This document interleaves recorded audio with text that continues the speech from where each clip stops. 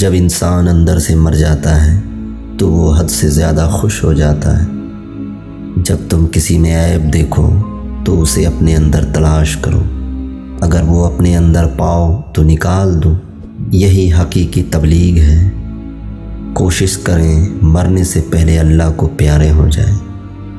درد وہ ہوتا ہے جو ہمیں دوسروں کو تکلیف میں دیکھ کر ہو، ورنہ اپنا درد تو جانور کو بھی محسوس ہوتا ہے۔ لفظوں کے دانت نہیں ہوتے مگر یہ کاٹ لیتے ہیں۔ کاش انسان بھی نوٹ کی طرح ہوتے کہ بندہ روشنی میں کر کے دیکھ لیتا کہ اندر سے کیسا ہے۔ ہر چیز کا صدقہ ہوتا ہے اور عقل کا صدقہ یہ ہے کہ جاہل کی بات کو برداشت کیا جائے۔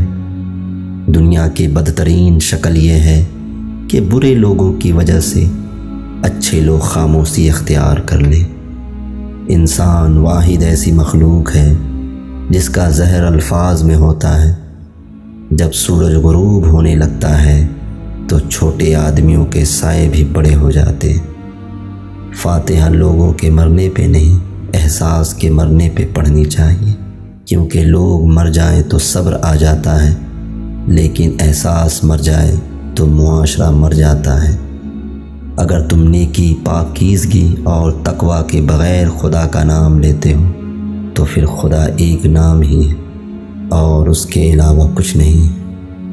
تنقید کے لیے علم کا ہونا ضروری ہے، جبکہ نکتہ چینی کے لیے جہالت ہی کافی ہے۔ بے حد محبت انسان کو اپنی حد میں لے آتی ہے۔